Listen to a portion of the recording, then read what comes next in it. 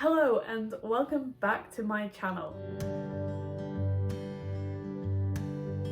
It is time for the monthly wrap-up and I'm really excited to talk about what I've read this month. I've read 11 books this month and all of them are very different in very different ways. Let's just dive right in. This was my first read of the month.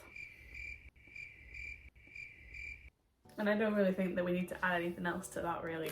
I have a whole video dedicated to this one book. I read this and like I said in the video I did about it, it was really underwhelming. I don't have much to say about this book other than I saw a lot of people talk about it. I saw a lot of people talk about how great it was, how great the message was. And when I read it, it was sort of reading toxic positivity all over the place. The story wasn't that great. The characters didn't really have much depth. I can't really give you any more than that. Like I said, there is an entire video on what I thought about this book, and if you haven't checked it out yet, I would go and watch that because that is all I have to say about this book. The next book that I read is The Nature of Witches. This book is fine. I think I was really drawn to I don't like people on covers, but I was really drawn to the hardcover on its own. It's got sort of like lavender pages on the inside. You can't tell, but it does. And to separate the seasons, it also has these really gorgeous pictures of flowers. I gave it 3 stars, but it's more 2.5.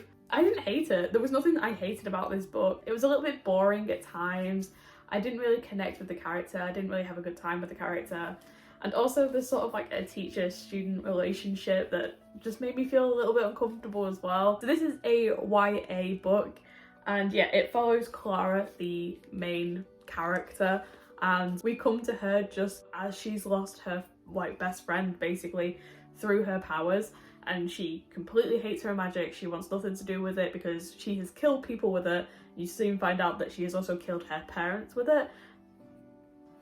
Her teachers are just sort of like, okay, go on. Also, the ending was a little bit bizarre. This was just a perfectly average book. I didn't really enjoy it, but I didn't hate it either. I thought it was fine, and yeah, that was book 2. I am sorry I can't give you anything more. Into the Drowning Deep.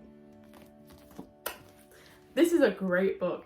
I mean, I gave it 3 stars, but I'll tell you why. This book follows Tori, who is sort of the main character in this. She is a scientist. In this book, Tori's sister is lost at sea. The only thing that they retrieve is footage of mermaids basically killing a lot of people. Obviously, this is seen as a hoax. The first ship is there to film a mockumentary about killer mermaids and that sort of thing.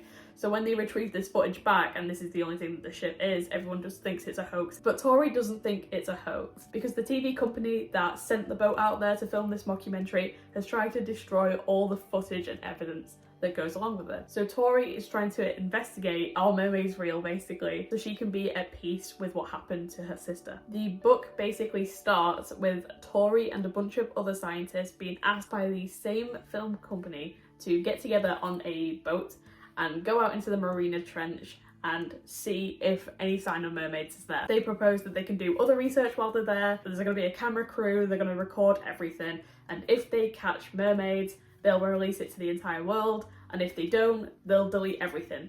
And we're going to put it to rest, it's a hoax, that sort of thing. Tori jumps at the sight of this. Of course she wants to go out, she wants to see what happened to her sister, and also she can do her own research on the ship, so she jumps at the opportunity. And a lot of other scientists do as well. When they get to the Marina's Trench,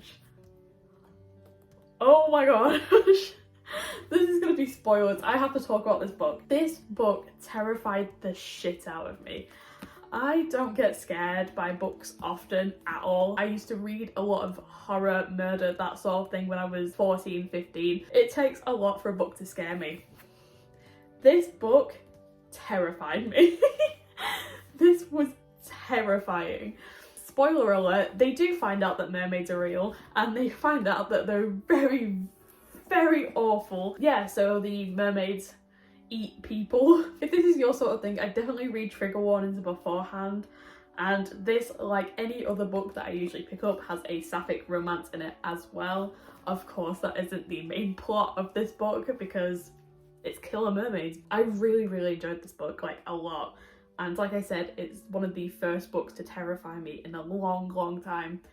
The reason I gave it a 3 stars and not like a 4 or a 5, the ending is really abrupt. There is a second book, but apparently I've read reviews on it. It's not that great. I don't think I'll be investing my time in it. Although the ending was very, very abrupt, I do think that this was a great standalone book. So 3.5 maybe. But if you like horror, if you like sapphic, if you like killer mermaids, I definitely recommend this. I feel like I don't need to give any introduction to this one.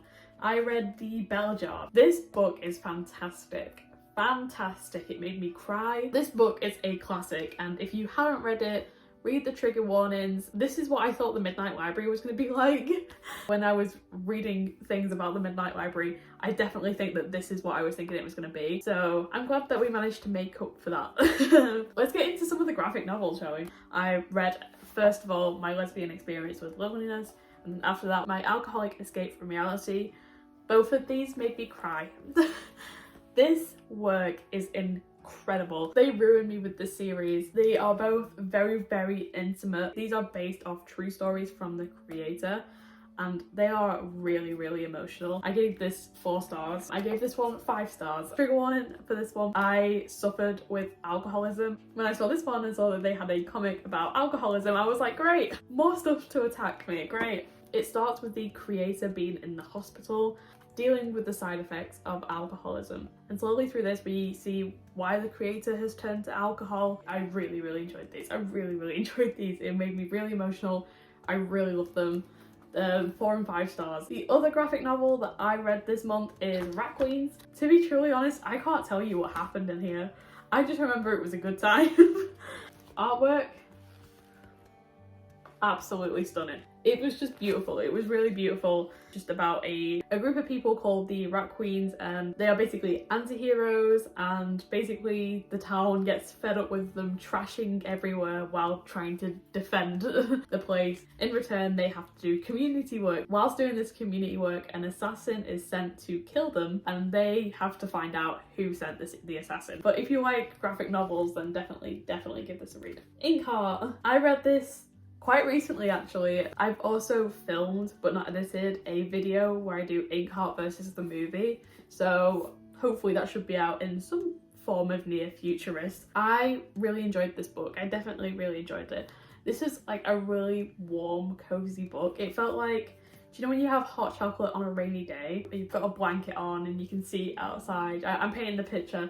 You've got a fire on as well. Like, this is what reading this felt like. This was so cozy. I really did enjoy this. I never read this as a kid, so this was genuinely my first time. I watched the film as a kid and used to be obsessed with the film. So if you don't really know the concept of Inkheart, it basically follows Maggie, who is 12 years old, and her dad Mo, she calls him Mo, and they basically hop all over the place. They travel a lot. Maggie thinks it's because of her dad's work. In actual fact, Mo is trying to run away from someone called Capricorn. He read Capricorn out of a book called Inkheart.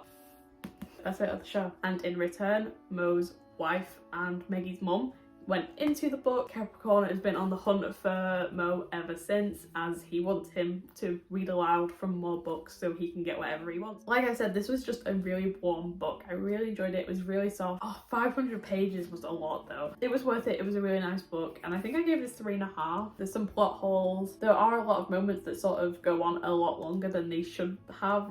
I'm gonna say the ending also, I didn't like the ending. I prefer the movie's ending, which I'm sorry.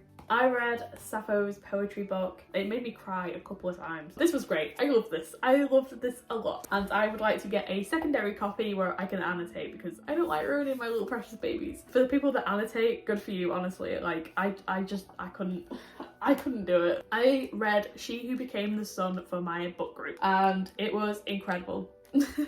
What else do you need me to say? Zoo is with only a couple of her family left, as they are in famine. She only now has her father and her brother, and when someone comes to raid the house, they kill her father and her brother in shock of this, and just doesn't know how to move on, doesn't he, and he dies. A prophet has said that Zhu Chongba, the boy who died, would be fulfilled, full of greatness. So in The Will to Survive, Zhu, our main character, goes to a monastery under his name and presents as a boy. After a good many years here, an army basically comes over and tears down the entire monastery, and Zhu somehow finds her way on the rebellion side of the war and slowly works her way up to being the top boss. She falls in love with a woman. I'm only here to bring sapphic books to you, I promise. Tell me something about the book in one word. Sapphic fisting.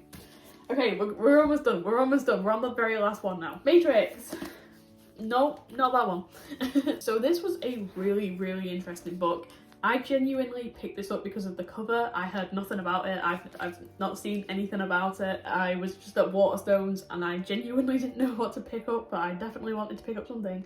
And this was on the new release section. It was on a new release section and I picked it up because I just thought this cover was really, really gorgeous. I'm gonna say it is kind of fictional history. It follows Marie de France loosely, very, very loosely. Marie de France lived a long fucking time ago. This follows Marie, who is currently living in the royal court, and then she is told that she is no longer allowed to live there, and she's now going to be the head of a priory. She gets kicked out, she gets taken to this priory, she hates it there, and it is a horrible place. People are dying because of how hungry they are. The nuns don't get a lot of money, so they have tried to sell everything that they have. It's an empty, bare abbey. They don't have enough money to eat as well. And Marie comes in and is basically horrified with this, that she has been in royal court and now she's been tossed away here. For the first couple of chapters, Marie writes love letters to the queen, basically begging her to pick her up, and she's just sort of writing love letters and is like, these will do, these will get me out of here. When Marie finally comes to the conclusion that that is not going to happen, she then decides that she's going to make this place bearable and livable. It begins to thrive, they become successful, they end up getting quite a bit of money, they get up and running, they have their own farms, they have their own food. There's a lot that Marie does to uphold this. Then Marie starts to have visions of the Virgin Mary, which, yep. The Virgin Mary basically tells Marie what to do with the priory and where to go and what to build and how to expand it. She takes in all of this and she makes the nuns build secret tunnels, labyrinths, so no men can get inside, and fields and farms and that sort of thing. There is also, I would like to say, again, I did not think that this was going to be queer. I genuinely was like, new book, new, like, you know, just picking up a new book. There is so much gay sex in this. What can I say about this book? I struggled. This is one thing I have to say. I struggled quite a bit with the writing in the sense that none of the speeches is in quotation marks. It's almost written like someone is like writing as it happened. It's really hard to explain. It doesn't differentiate from speech and thoughts. I got there eventually, but I really did struggle with that side of it. When I started reading it, I was like, historical fiction, I shouldn't pick this up. But this really changed my mind, honestly. This was fantastic, and Marie's character is just a powerhouse, and she has gay lovers and she's in love with the queen. So that is the 11 books that I read in February. Like I said, I really enjoyed the majority of these actually. The Midnight Library I really didn't like, and The Nature of Witches was just a fine book, but the rest of these were really, really solid books. I really enjoyed all of them. I suggest all of these books. If you're interested, definitely go and check them out. I really, really enjoyed this month. It was a really successful month of reading. Yeah, let me know, have you read any of these? Thank you so much for watching this video. I really, really enjoy making these. I really enjoy talking about books, especially to you guys, a bookish audience. I really love getting my thoughts and opinions out there. So thank you so much. Please read most of these. These are all great books. If you enjoyed this video, please like, subscribe, comment, all of the good YouTube stuff, and I shall see you next week.